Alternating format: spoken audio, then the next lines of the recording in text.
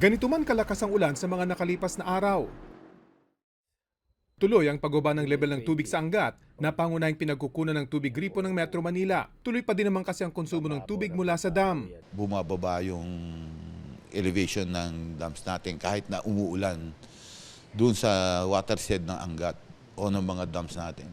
Kaya sabi ng Manila Water, posibleng maging mahina ang pressure ng tubig gripo sa ilang lugar na kanilang sinusuplayan.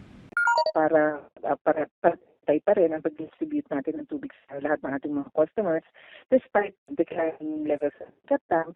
Pero 24 oras pa rin naman anila ang supply ng tubig gripo at hindi magkaka-water interruption, maliban sa iilang lugar.